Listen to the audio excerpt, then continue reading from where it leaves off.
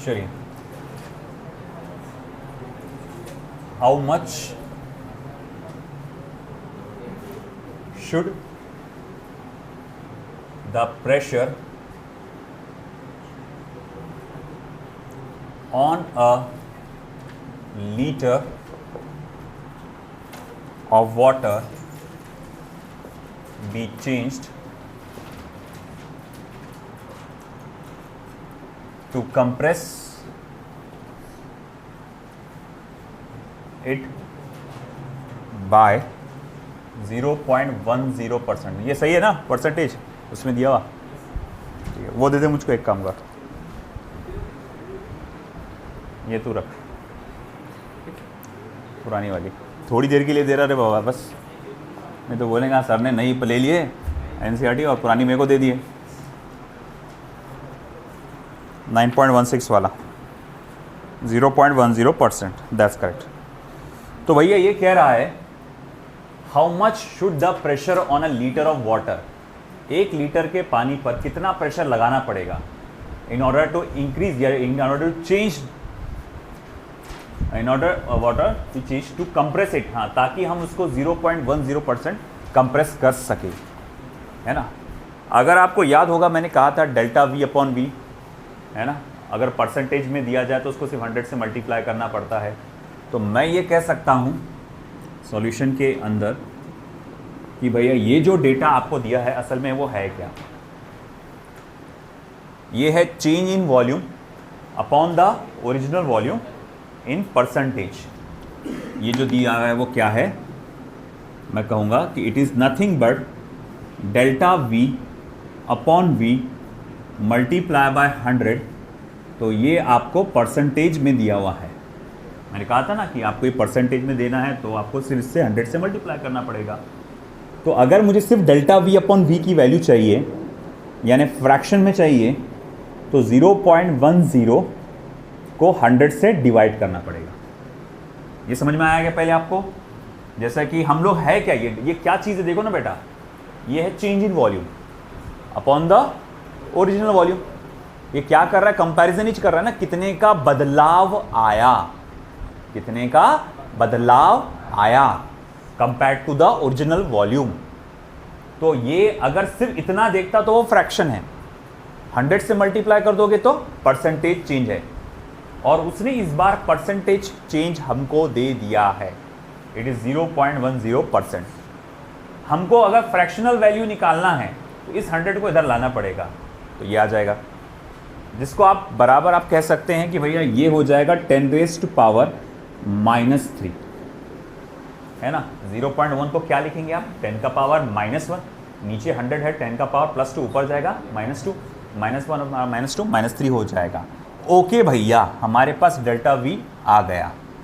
Okay, अब ऐसा है, उसने आगे क्या कहा है, हमको क्या कैलकुलेट करने को कहा है, हमको how much should be the pressure on a litre of water. ठीक है, इंक्रीज इन प्रेशर हमको निकालना है। हमको जैसे कि हम जानते हैं बल्क मॉड्यूलस का फॉर्मूला क्या है, वो है delta P upon delta V by V। मेरे पास डेल्टा ये वैल्यू है 10⁻⁻3 है, तो अगर मुझे डेल्टा P चाहिए तो सिर्फ K को 10⁻⁻3 से मल्टीप्लाई करना पड़ेगा। K क्या है, बल्क मॉड्यूलस। किसका बल्क मॉड्यूलस, उस मटेरियल का बल्क मॉड्यूलस जिसे कंप्रेस किया जा रहा है ना। दुल्हन के जैसा मुंडी नीचे डाल के मत बैठ, इधर देख, है इधर देख। तो अपने को बल्क मॉड्यूलस किसका चाहिए, वाटर का। अब एनसीईआरटी में वो वैल्यू दी गई होगी क्योंकि वो जनरली वैल्यूज़ याद नहीं रहती है। Bulk modulus copper, glass, steel, liquid, अब एक गधे लिक्विड का दिया नहीं उसने, वाटर, हाँ 2.2 इंटू 10⁻9, तो 2.2 इंटू 10⁻9 न्यूटन पर मीटर स्क्वायर। आपको फिक्र करने की ज़रूरत नहीं है, जब वो क्वेश्चन देगा तो ब्रैकेट में आपको ये वैल्यू दे देगा, है ना, कि वो एक्सपेक्ट नहीं करते हमसे पूरा याद रहा, सीबीएसई बोर्ड वालों को करते होंगे। तो 2.2 इंटू 10⁻9 इंटू 10⁻⁻3, ओके, अब करो कैलकुलेट, कितना आ रहा फिर वो, delta P equals to 2.2 into 10⁻6 pascals. Pascals बोलो, न्यूटन पर मीटर स्क्वायर बोलो, one and the same thing. 9.16।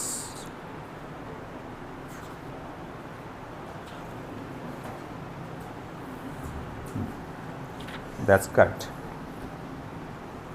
लिख लीजिए।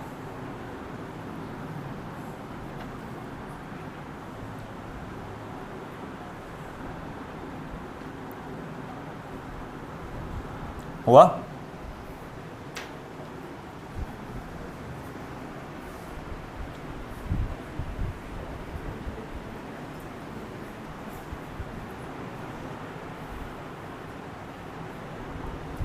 Determine the volume contraction of a solid copper cube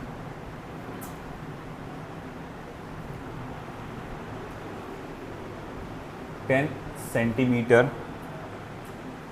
on an edge of an edge होना चाहिए,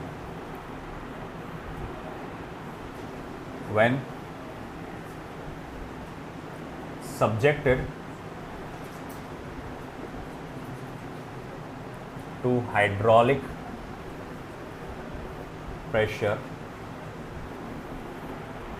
when subjected to hydraulic pressure of 7.0 into 10⁻6 Pascal. 7.0 into 10⁻6 Pascal.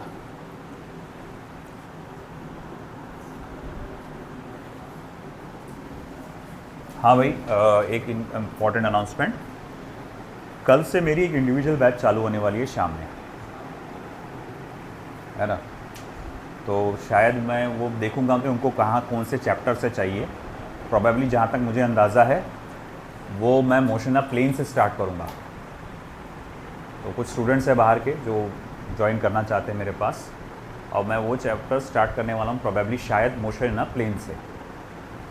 तो अगर आप में से कोई ऐसा है कि जो वो चैप्टर्स को रिवाइज़ कराना चाहता है, motion of plane, laws of motion, work energy and power, तो वो बैच में आके वो बैठ सकता है ना। फर्स्ट एंड फॉरमोस्ट आपको पहले बताना पड़ेगा कौन कौन आने वाले हैं, है ना। सेकंड, आना जाना नहीं चलेगा। एक तो बैठो, नहीं तो मत आओ। मैं सीरियसली बोल रहा हूँ, एक तो बैठो नहीं तो मत आओ, है ना। एक बार आ रहे तो आओ, नहीं तो मत आओ। सिंपल, ऑनलाइन में है सब कुछ अवेलेबल, उसमें से घर पर बैठ के रिवाइज कर लो। अगर कोई जो आपके दोस्त वो अहबाब कहीं है जो इंटरेस्टेड है, या फिर ऐसा जहाँ अनसेटिस्फाइड मामले में है अगर, तो आप उनको भी रिकमेंड कर सकते कि भाई सेकेंड वीक बैच स्टार्ट हो रही है इंडिविजुअल की, तो आप आके अटेंड कर लो। आपको शुरू से मिल जाएगा वहाँ पर से, मतलब शुरू से मतलब वो I think motion of plane से मिलेगा आपको। हाँ, टाइम अभी बताऊँगा, प्रोबेबली शाम का वो मगरिब बाद की बैच रहेगी वो। हाँ, मगरिब कब हो रही है अभी? 6:30 बजे ना, तो 7 बजे का पकड़ ले चलो, या 6:45 पकड़ लो, नमाज़ पढ़ने के फ़ौरन बाद।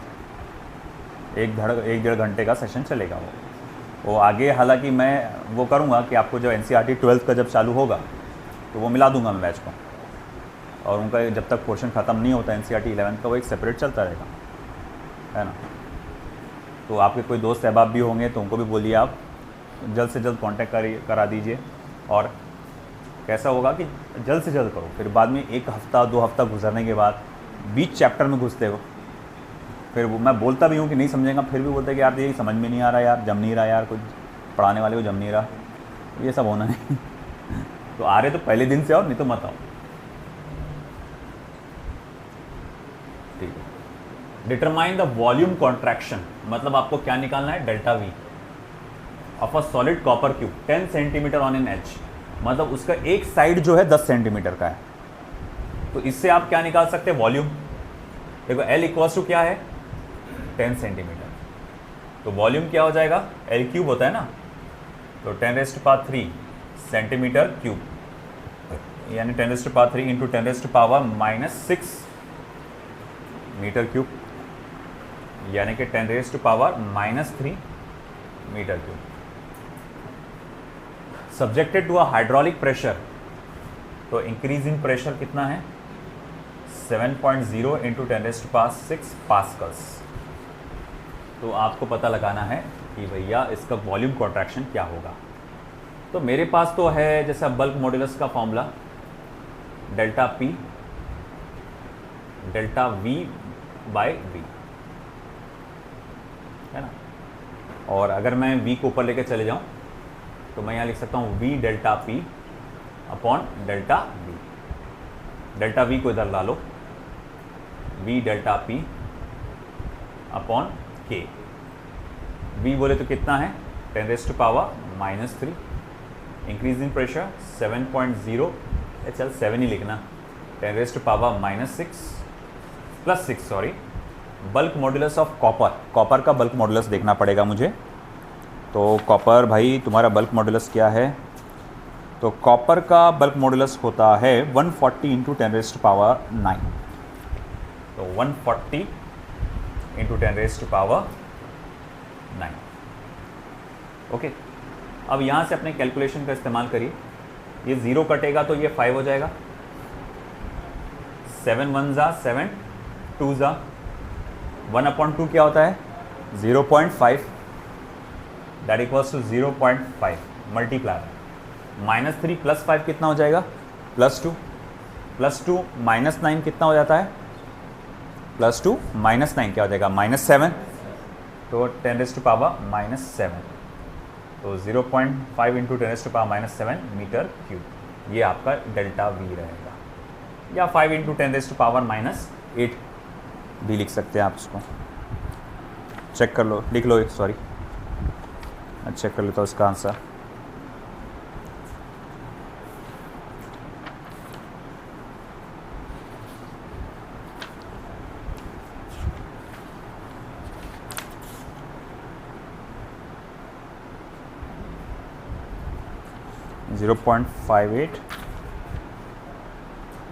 एक बना 0.058 सेंटीमीटर क्यूब, -6 हटेगा तो सेंटीमीटर हो जाएगा, हाँ बराबर। तो 58 क्यों बोला इसने, 0.05 तो बराबर आ जा रहा। शायद बल्क मॉड्यूलस की वैल्यू कुछ अलग डाला हूँ थोड़ा।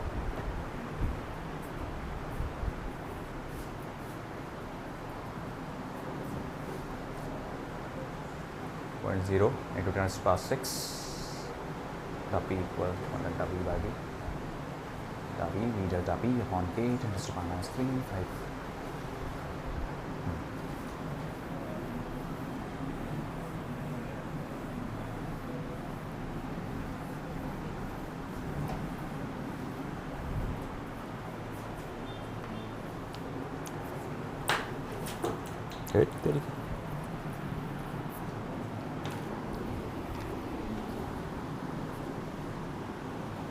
Next question.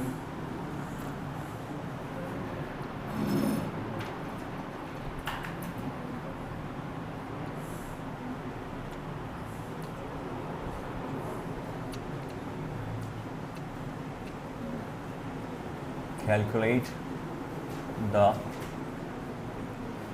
fractional change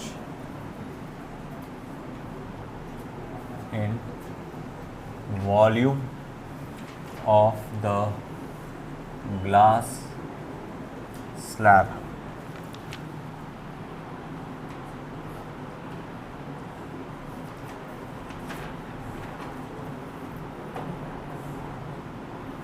when subjected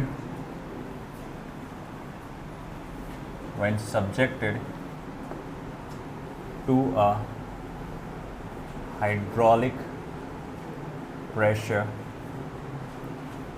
of 10 atm 10 atmosphere.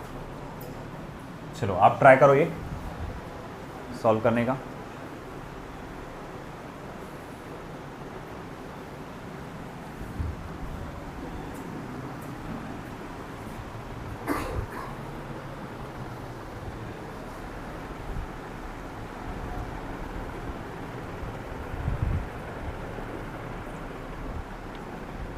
Fractional change मतलब क्या कैलकुलेट करना है?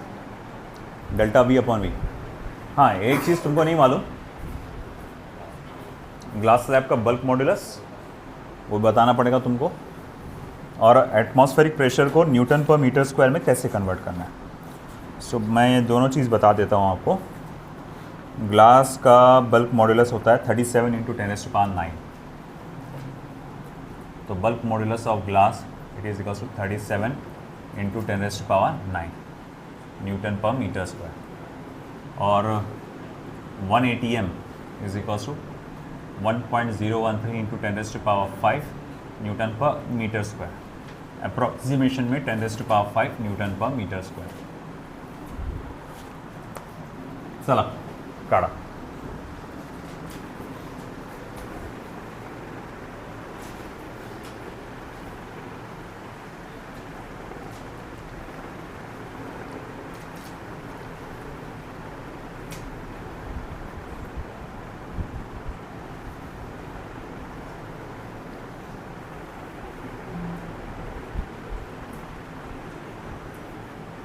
वैल्यूज डालो इसके अंदर, सॉरी सॉल्व करके देखो।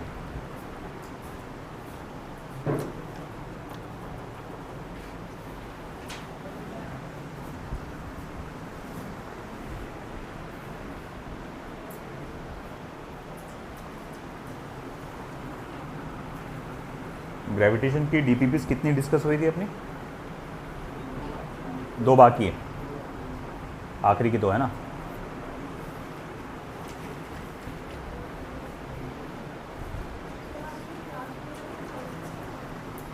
हाँ, कल से टाइमिंग अभी मेरा डिसाइड होगा, वो बच्चे आज मिलने आएंगे मेरे से, वो मेरे कल से टाइम डिसाइड करूँगा, प्रोबेबली मगरिब बाद में तो, और आगे जाके थोड़ा सा और पीछे ले लूँगा टाइम में, 4 या 5 बजे का आगे जाके। अभी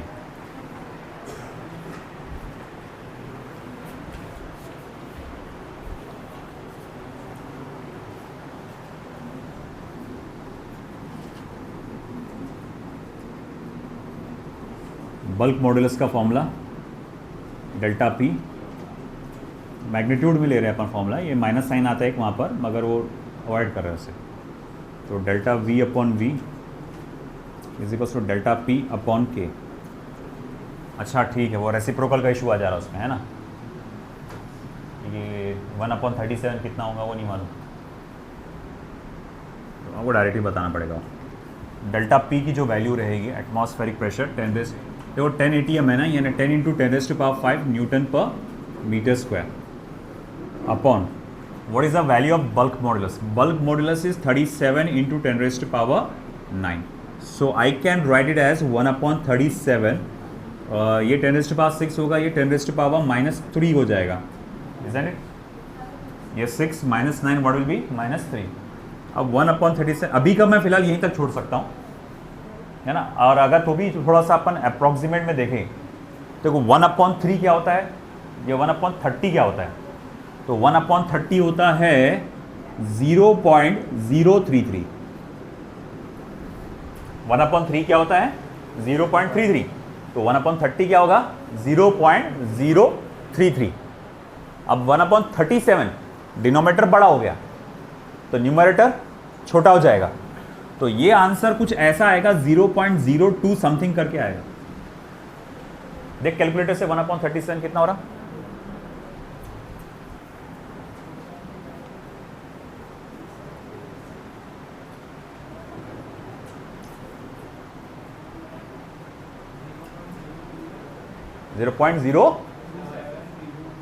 जीरो 2 डिजिट बढ़ता, 027 ना, बस उतना ही ना। तो 0.027 × 10⁻³ न्यूटन पर metre square, this should be the answer. तो ये न्यूटन पर मीटर कहाँ से रेशियो है वो डेल्टा वी अपॉन वी का? एक बार मैं आंसर चेक कर लेता हूँ।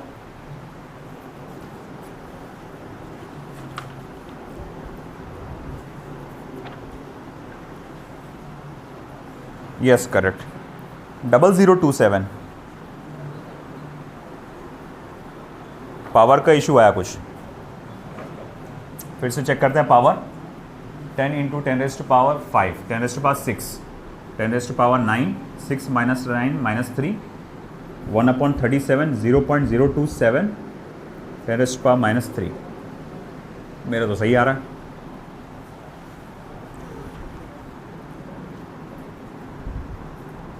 इसमें 0.0027 कैसे बोल दिया? फिर से चेक करो एक बार। वॉल्यूम ग्लास में सब्जेक्ट टू हाइड्रोलिक प्रेशर, ठीक है। ये मैं देख लेता हूँ बल्क मॉडुलस की वैल्यू सही डाला क्या मैंने, कहीं कुछ गड़बड़ तो नहीं किया। 3.7 तो नहीं था वो, और मैंने 37 लिख दिया। 37 ही है, 10⁻⁹ ही है, ये भी सही है, ये भी सही है। डेल्टा पी 10 एटमॉस्फेरिक प्रेशर यानी 10 × 10⁵ सही है। 10⁻9 सही है। ये 5 और 6 हो जाएगा, 6 में से गया 9 तो बचा -3, सही है, सही है, अपना ही सही है। उसमें एरर होगा, कुछ रहा तो बता दूंगा तुमको मैं। तो देखो मैं बस इतना बताना ये चाह रहा था कि भाई इन केस आप आके अटकते हैं यहाँ पर तो कैसे अप्रॉक्सीमेशन से आप उसको सॉल्व कर सकते हैं और आप पता लगा सकते हैं कि कौन सा आंसर सही है।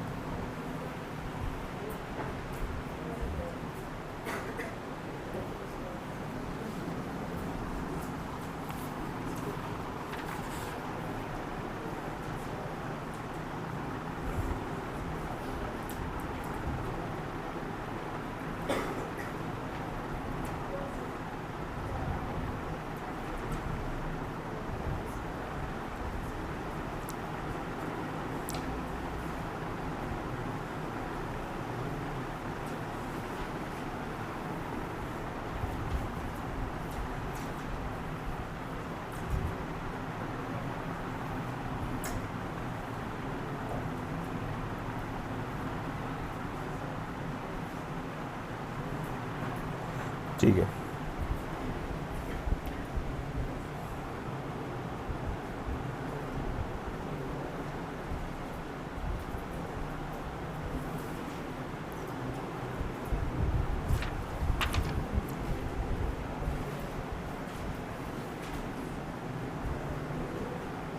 the edge of an aluminium cube, the edge of an aluminium cube is 10 centimeter long. Aluminium cube का एज 10 सेंटीमीटर लॉन्ग है। One face of the cube is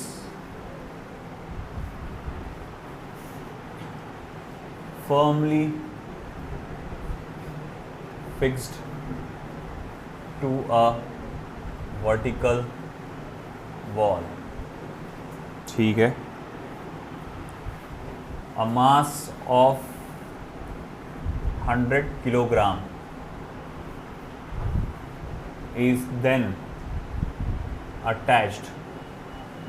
A mass of 100 kilogram is then attached to the opposite face of the cube. To the opposite face of the cube. First off, the shear modulus of aluminium is 25 gigapascal.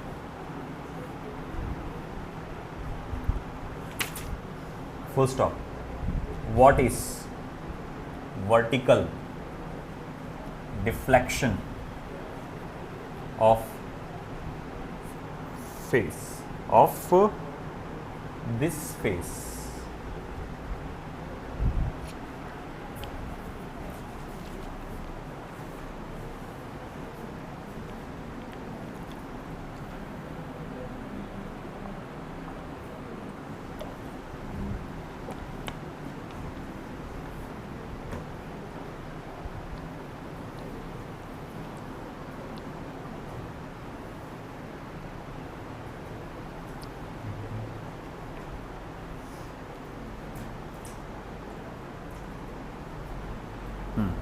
तो क्या scene है भैया, edge of the aluminium cube is 10 centimetre long, one face of the cube is firmly attached to a fixed vertical wall. तो हम देखेंगे कुछ scene ऐसा है, ये है दीवार और उसके साथ अटैच्ड है एक क्यूब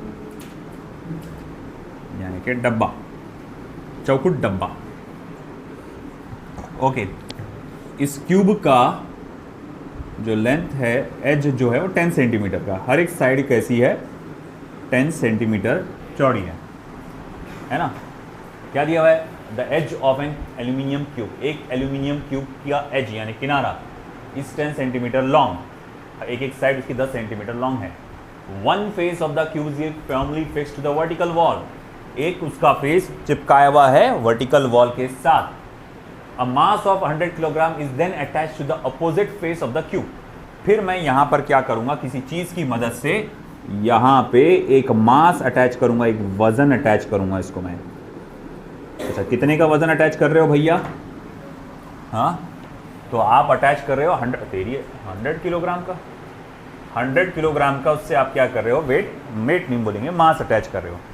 अब जाहिर बात है तुमको मालूम है ये वाला नीचे आ जाएगा एकदम, ये कुछ शेप बदल जाएगा इसका, ये अब ऐसा हो जाएगा है ना, और ये भी वायर नीचे चला जाएगा, थोड़ा सा ऐसा आ जाएगा, अब ये नीचे ऐसा आ जाएगा। तो हमको मालूम है कि भैया ये क्यूब जो पहले ब्लैक जैसा हुआ करता था, अब वो शेप बदल के ऐसा हो जाएगा। हमने देखा कि इसका लैटरल डिस्प्लेसमेंट हो गया, कुछ बताया क्या कितना डिस्प्लेसमेंट हुआ? नहीं, वही तो पूछा है उसने। अगर शेयर मॉड्यूलस 25 गीगा पास्कल है, what is the vertical deflection of this face? Vertical deflection ऐसा फेस का कितना है, मतलब भैया आपको ये निकालना है x, vertical deflection of the face. ये समझ में आया कि आपको कि क्या निकालना है, क्या क्या सिचुएशन है, ये समझ में आई कि आपको पहले? अब निकालेंगे कैसे, कैसे कैसे? मेरी पीछे पड़ते सर यार, बोले क्या है ना यार, तू खास है ना यार, तेरे से एकदम ब्रिलियंट वाली वाइब्स आती है ना। तो अब ऐसा है कि ठीक है, मेरे पास शेयर मॉड्यूलस का फॉर्मूला क्या है? शेयर मॉड्यूलस का फॉर्मूला क्या है? Shearing stress to the shearing strain. Shearing stress कितना होता है? F upon A x upon H, यानी आप लिखेंगे F into H upon A into X, है ना। मुझे इसमें से क्या चाहिए? मुझे उसमें से चाहिए x, तो मैं x को एक जगह का डालता हूँ, फॉर्मूला ऐसा हो जाएगा F into H upon A into आपका A इंटू क्या हो जाएगा भैया, ये आपका ईटा, कोएफिशिएंट ऑफ विस्कोसिटी बोल रहा हूँ मैं, शेयर मॉड्यूलस।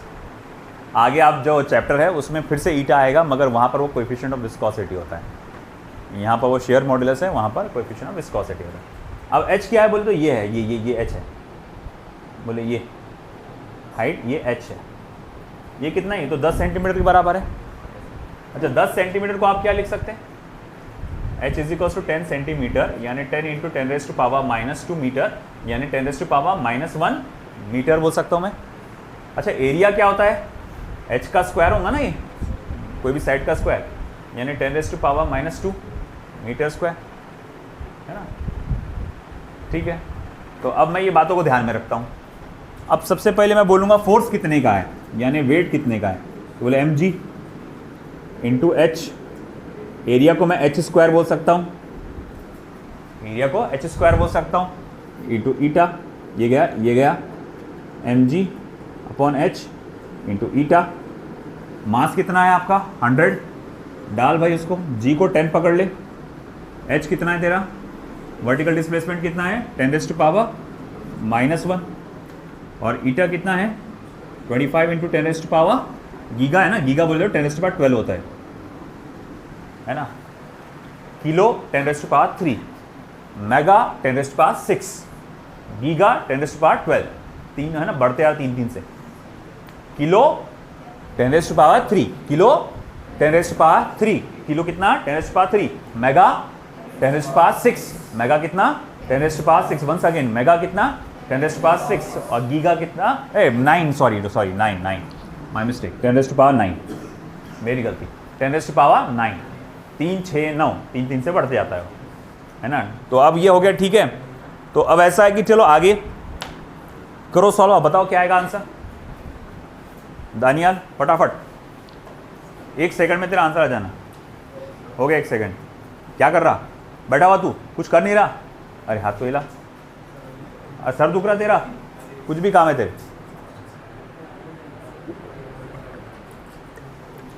तेरा सर कम नहीं दुखता, तेरे को देखकर मेरे को नींद आ जाती,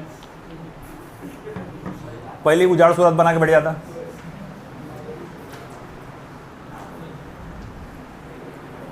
रात को सोया था कब, 10 से 12 क्या कर रहा था, ऑनलाइन चैटिंग, हाँ चैटिंग बोल रहा मैं, तोबा क्या बोल रहा मैं, सिर्फ चैटिंग इन लोगों से ही। क्या करना है रे, कल फरजान से बातें कर रहा था, फरजान तो एक्टिव दिख रहा बहुत।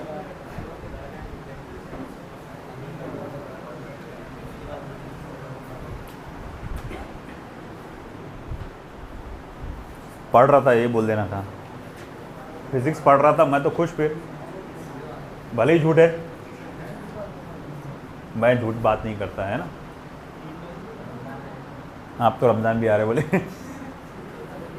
चलो बताओ क्या आंसर आ रहा। 4 × 10⁻⁻7, लेट मी चेक, मीटर्स में ना, 4 × 10⁻⁻7 metres, is it the correct answer. What do you say, 9.6 का क्या आंसर आएगा। 4 × 10⁻⁻6 is the answer. Check the values.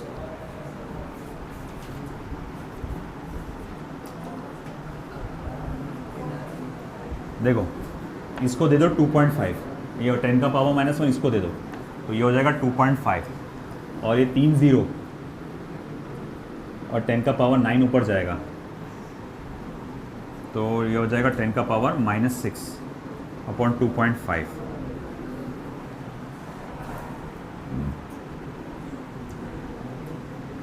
फिर उसके बाद 2.5 को क्या लिख सकते हैं आप,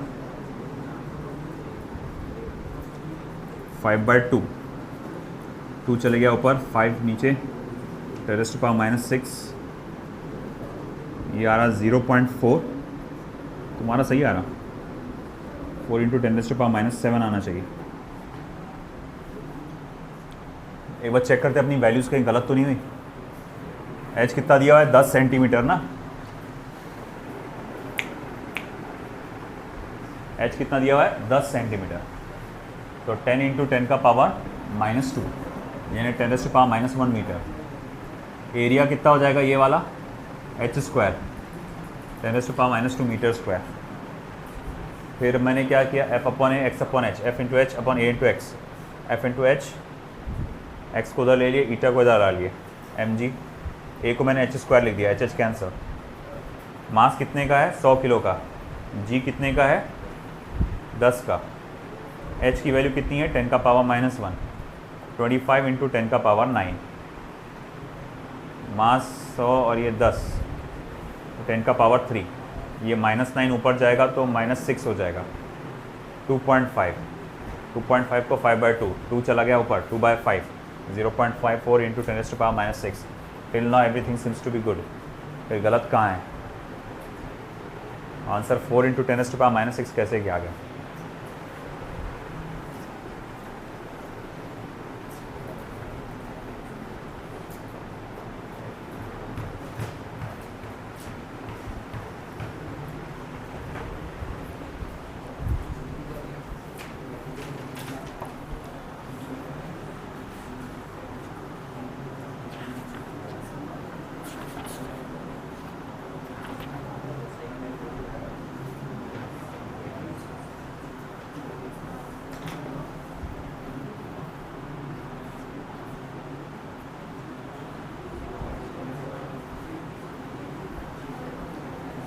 सही तो यार सारी चीज़ें,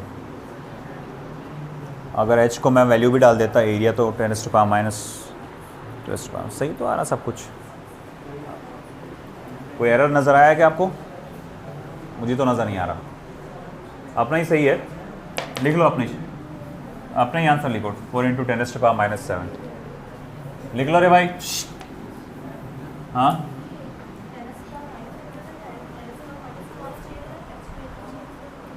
h की वैल्यू 10⁻⁻1 है ना, ये -1 है ना, एरिया है 10⁻²। मैंने क्या करा, वैल्यू ना डाल के सिंबल डाल दिया, h² डाल दिया, h कैंसिल हो गया। अगर वैसा भी अगर लिखता भी अगर मैं मान लो तो ये 10⁻⁻1 आता, नीचे 10⁻²⁻2 आता। कैंसिल होने के बाद बचता क्या है यहाँ पर नीचे 10⁻⁻1 वही बचता। कहाँ गया वो? यहीं से है ना, वही आता था वो।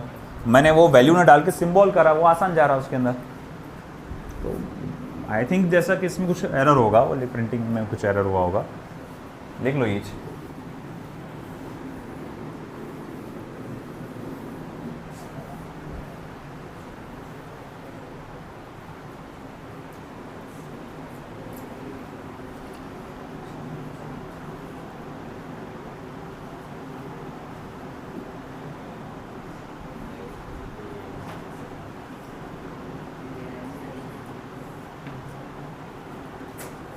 क्या हो गया भाई?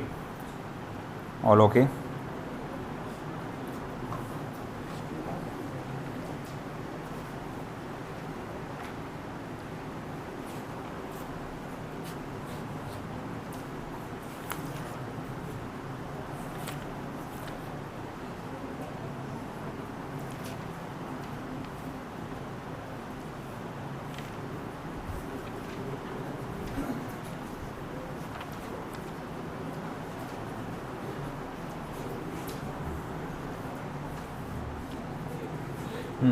एक और क्वेश्चन।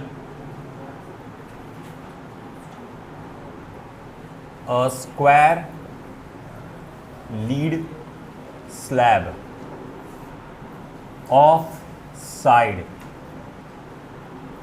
50 सेंटीमीटर एंड थिकनेस, ये वाला इंपॉर्टेंट क्वेश्चन है, ये ध्यान में रखना अच्छे से कैसे किया इसको। 10 centimetre is subjected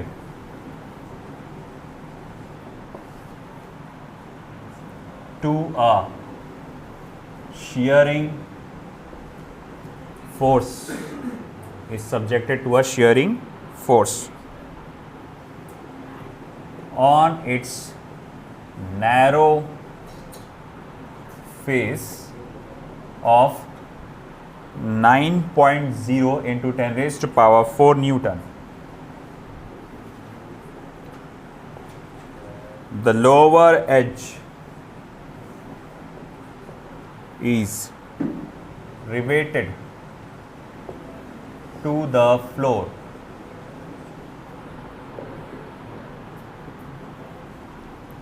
How much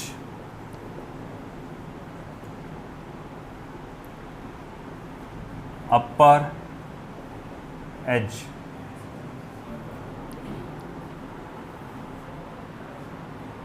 be displaced? How much upper edge be displaced? upper edge कितना डिस्प्लेस होगा?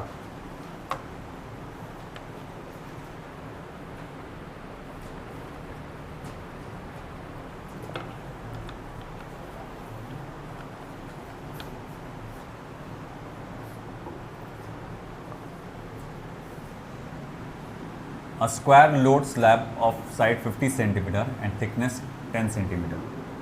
तो जैसा कि मैं देखूंगा, ये एक स्क्वायर लोड है स्लैब, ये नीचे का सरफेस है जो रिजिड है ना। अब इसकी जो चौड़ाई है इस तरह से वो 10 सेंटीमीटर की, और हाइट इसका कितने का है? 50 सेंटीमीटर का। मतलब ये यहाँ से 50 सेंटीमीटर का है और चौड़ाई कितने की है? 10 सेंटीमीटर। तो इस पे से मैं क्या निकाल सकता हूँ? एरिया। तो मैं कहूँगा भैया देख एरिया क्या आएगा, वो आएगा 50 × 10 यानी कि 500 सेंटीमीटर स्क्वायर। सेंटीमीटर्स में है ना ये, यानी कि 500 बता तो भाई, सेंटीमीटर को मीटर में कन्वर्ट करने के लिए कितने से मल्टीप्लाई करना पड़ता है? जोर से।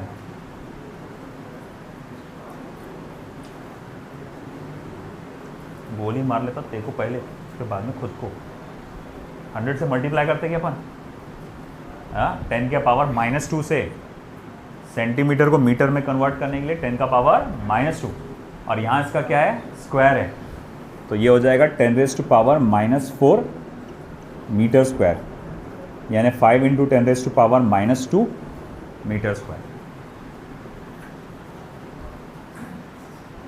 और एरिया रहा अगर सेंटीमीटर स्क्वायर में, तो मीटर स्क्वायर में कन्वर्ट करने के लिए कैसे? समीर, अब समीर को बोल रहा, तू मत बोली, 10⁻⁻4 से मल्टीप्लाई कर मीटर स्क्वायर।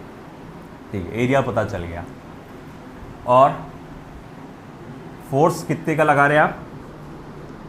9 × 10⁻4 न्यूटन। और लोअर एज इज रिवेटेड, नीचे वाला एज तो रिवेट किया गया, फिक्स किया गया है ना, तो ये आगे सरक जाएगा। तो कितना आगे सरकेगा वो निकालना है अपने को, x। अब अपने पास ईटा इज इक्वल टू क्या है, वो formula low, F × h upon A × x। इसका मतलब क्या हुआ?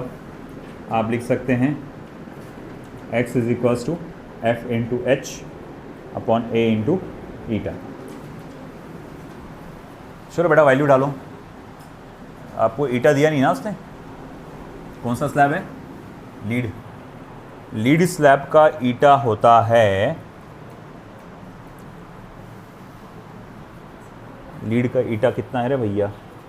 लीड का है 5.6 × 10⁻9 shear modulus, 5.6 × 10⁻9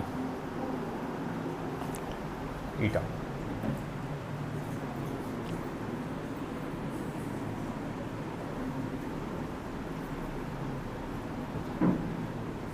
चलो करो सॉल्व।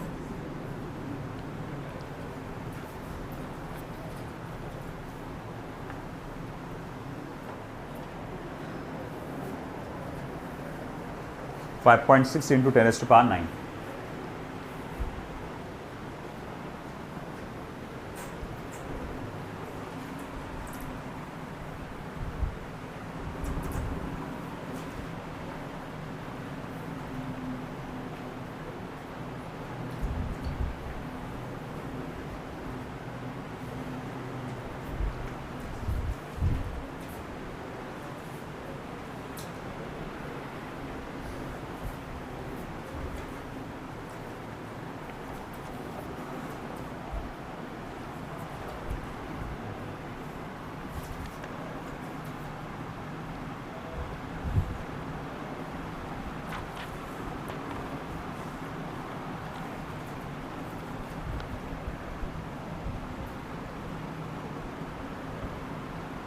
चश्मे का नंबर बढ़ गया।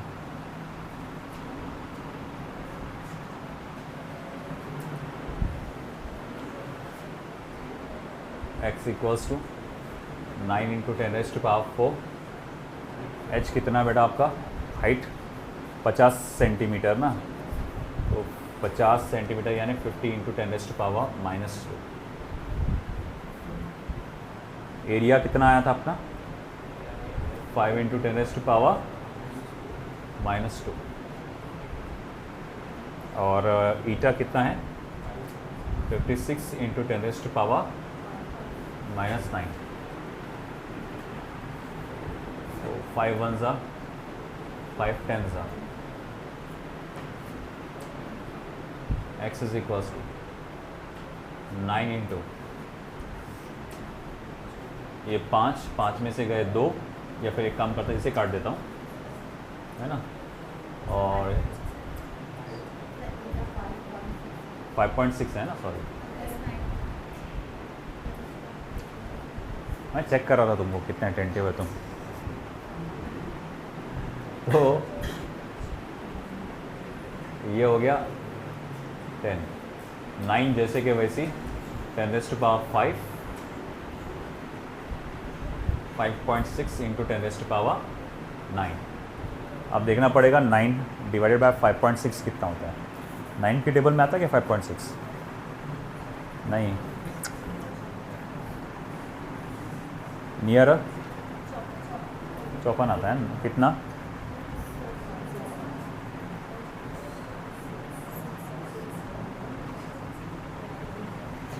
6 9 54। अच्छा, वैसे 5 का रेसिप्रोकल क्या आ सकता? 1/5 कितना होता? 0.2 है ना। और 1/5.6 क्या हो सकता? 0.2 से थोड़ा छोटा आ जाएगा ये। और अगर मुझे और छोटा करना रहा तो इस नंबर को छोटे से छोटा करूँ, अगर 9 को डिवाइड करूँ 2 से तो वो होता, नहीं कैलकुलेटर यूज़ मत कर Farzan, 4.5 divided by 2.3, 4.5 divided by 2.3, 4.5 divided by 2.3 into 10⁻⁻⁴, फिर 4.5 डिवाइडेड बाय 2.3, और अगर मैं इसको 2 से डिवाइड करूँ तो 2.25 डिवाइडेड बाय 2.3 का आधा क्या होगा?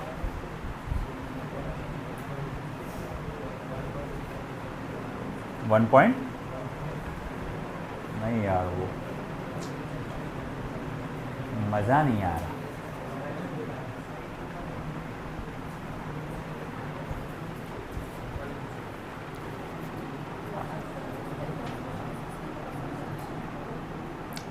वो फिर आंसर बहुत बिगड़ जाएगा, ज़्यादा हो जाएगा वो, क्योंकि इसका आंसर है 1.6 into 10⁻⁻⁴ metres.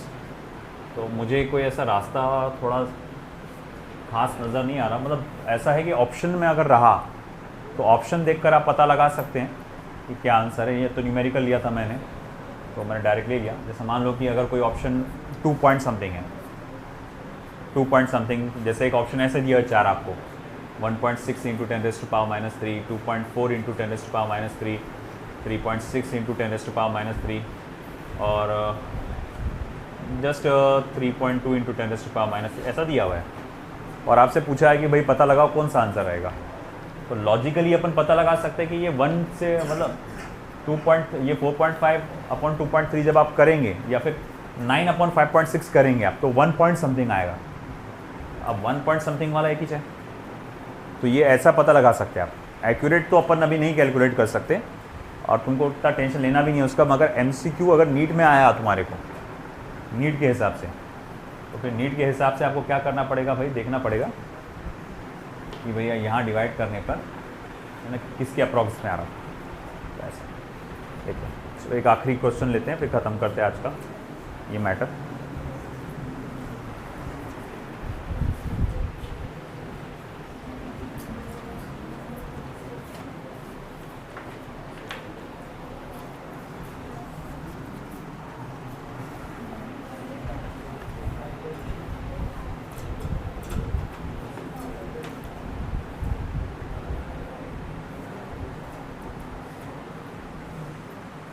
The average depth of Indian Ocean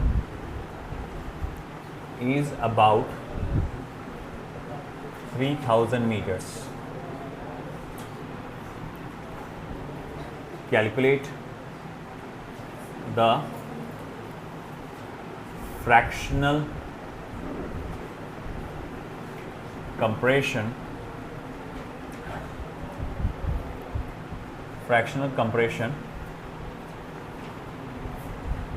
of water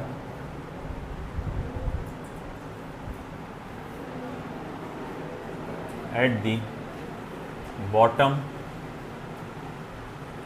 of the ocean.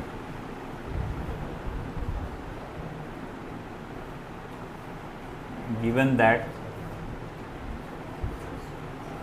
the bulk modulus of water is 2.2 into 10⁻⁹ newton पर metre square, small g equals to 10 metre per second square.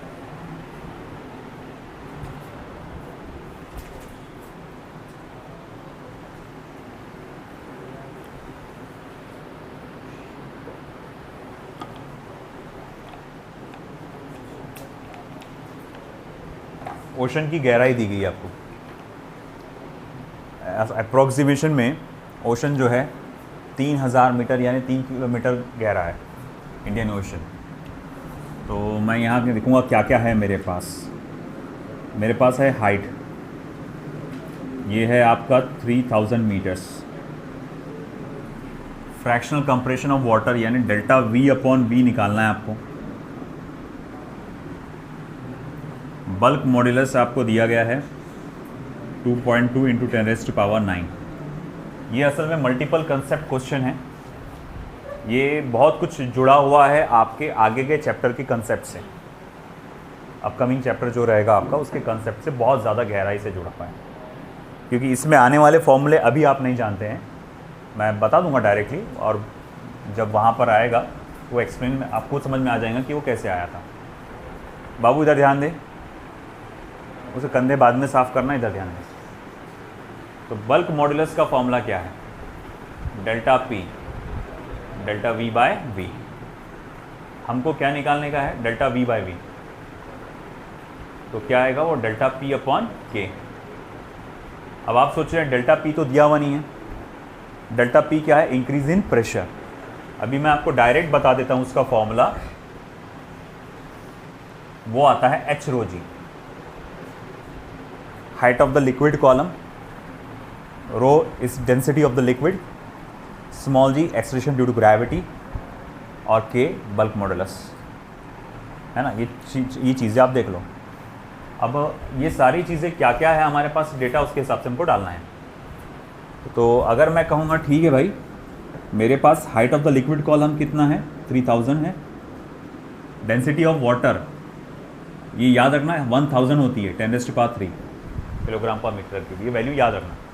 Density of water is 1000, 10⁻³ kilogram पर metre cube. फिर उसके बाद acceleration due to gravity, इसको 10 लेने को उसने खुद बोला है। फिर बल्क मॉड्यूलस, बल्क मॉड्यूलस जो आ रहा है 2.2 इंटू 10⁻⁹।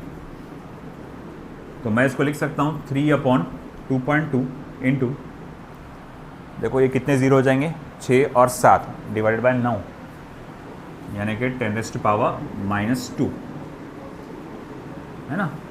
ज़ीरो से देख लो एक बार, 10⁻⁻²। और कैलकुलेशन के बाद मैं डायरेक्ट आंसर बता देता हूँ आपको, ये 1.36 आएगा 10⁻⁻², है ना।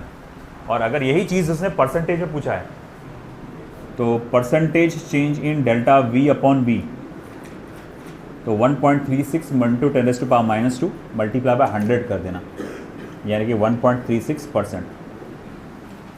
अगर वही चीज़ उसने परसेंटेज में पूछा तो। आया समझ में? ठीक, लिख लीजिए आज यहीं तक इसका।